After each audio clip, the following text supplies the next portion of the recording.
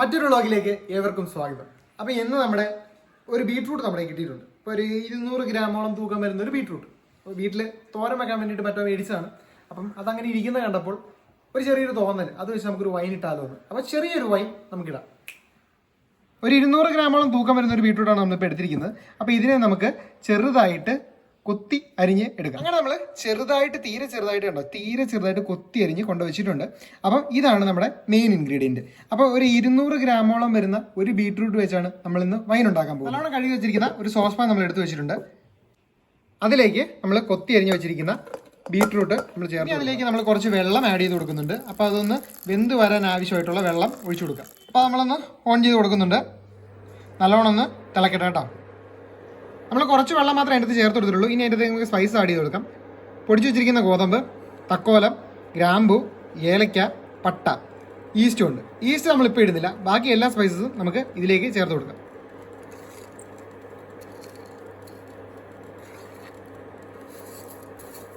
അപ്പം ഇനി നമുക്ക് ഒന്ന് ചെറുതായിട്ടൊന്ന് ഇളക്കി കൊടുക്കുന്നുണ്ട്. അപ്പോൾ നല്ലോണം ഒന്ന് വെന്ത് വരെ നമുക്കൊന്ന് വെയിറ്റ് ചെയ്യണം. അപ്പോൾ നല്ലോണം ഒന്ന് വെന്ത് വന്നതിന് ശേഷം നമുക്ക് ഇതിൻ്റെ സത്തെടുക്കാം. അപ്പോൾ ഇത് തിളപ്പിക്കാതെ ഇങ്ങനെ ചെയ്യാമോ എന്ന് ചോദിച്ചാൽ അത് ചെയ്യാൻ പറ്റും. നമുക്ക് തിളപ്പിക്കേണ്ട ആവശ്യമൊന്നുമില്ല. ഡയറക്റ്റ് ആയിട്ട് തന്നെ ഇത് വൈനായിട്ട് ചെയ്യാൻ പറ്റും. അപ്പോൾ നമ്മൾ ഡയറക്റ്റ് ആയിട്ട് ചെയ്യുമ്പോൾ എന്താ പ്രശ്നം എന്ന് പറഞ്ഞാൽ ഒരു 10-20 ദിവസം നമ്മൾ വെയിറ്റ് ചെയ്യേണ്ടത് റിസൾട്ട് ഒക്കെ കിട്ടുള്ളൂ. അപ്പോൾ ഇത് നമ്മൾ ജസ്റ്റ് ഒരു 3 ദിവസം കൊണ്ട് ഉണ്ടാക്കി എടുക്കാൻ പറ്റുന്ന രീതിയിലാണ് ചെയ്യുന്നത്. അതുകൊണ്ടാണ് നമ്മൾ തിളപ്പിച്ച് നല്ലോണം ഒന്ന് വേവിച്ചിട്ട് അതിൻ്റെ സത്ത് മാത്രം എടുത്ത് ചെയ്യുന്നത്. നല്ലോണം വെന്ത് വന്നിട്ടുണ്ട്. അത് നമുക്ക് പയ്യെ അങ്ങോട്ട് ഫ്ലെയിം അങ്ങ് ഓഫ് ചെയ്ത് കൊടുക്കാം. കണ്ടോ, നമ്മുടെ ബീട്രൂട്ട് നല്ലോണം നമ്മൾ ആറ്റി എടുത്തിട്ടുണ്ട്. നല്ലോണം ആറ്റി എടുത്തതിന് ശേഷം നമുക്ക് ഇതൊന്ന് നല്ലോണം ഒന്ന് പിഴിഞ്ഞെടുക്കണം. കണ്ടോ, അപ്പോൾ അതിൻ്റെ അകത്ത് നിന്ന് മൊത്തം അതിന് പോരും. അപ്പോൾ നല്ലോണം നമുക്കൊന്ന് പിഴിഞ്ഞ് എടുക്കാം. അപ്പോൾ നമ്മുടെ ബീട്രൂട്ടിൻ്റെ സത്ത് മാത്രം നമ്മൾ ഇങ്ങനെ എടുത്തിട്ടുണ്ട്.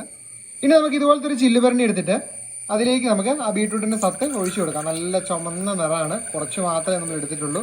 അധികം വെള്ളം ഒന്നും ചേർക്കാതെ നമ്മൾ തിളപ്പിച്ചെടുത്താണ്. അപ്പോൾ ഇത് നമുക്ക് എക്സ്ട്രാ വെള്ളം ഒന്നും നമ്മൾ ഇതിലേക്ക് ചേർക്കുന്നില്ല. അതിലേക്ക് നമുക്ക് കുറച്ച് പഞ്ചസാര ചേർത്ത് കൊടുക്കണം.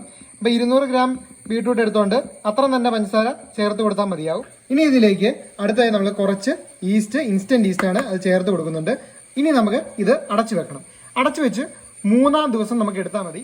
അപ്പോൾ നമ്മൾ ഇതിൻ്റെ അടപ്പ് വെച്ച് തന്നെയാണ് ഇത് അടയ്ക്കുന്നത്. നിങ്ങൾക്ക് നല്ലൊരു കോട്ടൺ തുണി വെച്ച് വേണമെങ്കിൽ ഇത് അടയ്ക്കാം. അപ്പോൾ നമ്മൾ ഫുള്ളായിട്ട് ടൈറ്റ് ചെയ്യുന്നില്ല, ജസ്റ്റ് അതൊന്ന് ലൂസായിട്ട് തന്നെ ഇട്ടേക്കാണ്. അപ്പോൾ ഇങ്ങനെ നമ്മൾ അടപ്പ് വെച്ച് അടയ്ക്കുമ്പോൾ പ്രത്യേകം ശ്രദ്ധിക്കേണ്ട കാര്യം എന്താണെന്ന് വെച്ച് കഴിഞ്ഞാൽ 2 നേരം ജസ്റ്റ് ഇങ്ങനെ ഒന്ന് തുറന്നിട്ട് ഒരു 2 മിനിറ്റ് കഴിയുമ്പോൾ അല്ലെങ്കിൽ ഒരു 1 മിനിറ്റ് കഴിയുമ്പോൾ നമുക്ക് അത് പയ്യെ ടൈറ്റ് ചെയ്ത് വെക്കാം. അപ്പോൾ അതൊക്കെ ഒരുപാട് ടൈറ്റ് ചെയ്യാതെ ശ്രദ്ധിക്കണം. കാരണം അങ്ങനെയാണെങ്കിൽ ഫെർമെന്റേഷൻ നടക്കുകയുള്ളൂ. അപ്പോൾ കോട്ടൺ തുണി ഇട്ട് കിട്ടുന്നതായിരിക്കും ഉചിതം. 3 ദിവസം ഇതിന് നമുക്കിനി റെസ്റ്റിന് വിടാം. അപ്പോൾ ഒരു 3 ദിവസത്തിന് ശേഷം നമുക്ക് 3 ദിവസം കഴിഞ്ഞിട്ട് നമ്മളിത് വന്നിട്ടുണ്ട്. 3 ദിവസം കഴിഞ്ഞിട്ട് അടിപൊളിയായിട്ട് നമുക്ക് കിട്ടിയിട്ടുണ്ട്. കളറൊക്കെ കണ്ടോ, അതൊരു പൊളി കളറൊക്കെയാണ്. അപ്പോൾ അതെ, ഇത് നമുക്കൊന്ന് മണത്തൊക്കെ നോക്കണം. എൻ്റെ പൊന്നെ വേറെ ലെവൽ സാധനമാണ്. അപ്പോൾ ഇത് നമ്മളൊന്ന് ട്രൈ ചെയ്ത് നോക്കാൻ പോവാണ്.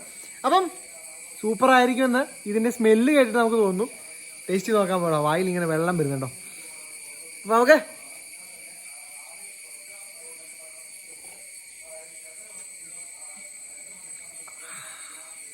ഒരു ചെറിയൊരു ഗ്യാസ് ഫീലിങ്ങും അടിപൊളിയാണ്.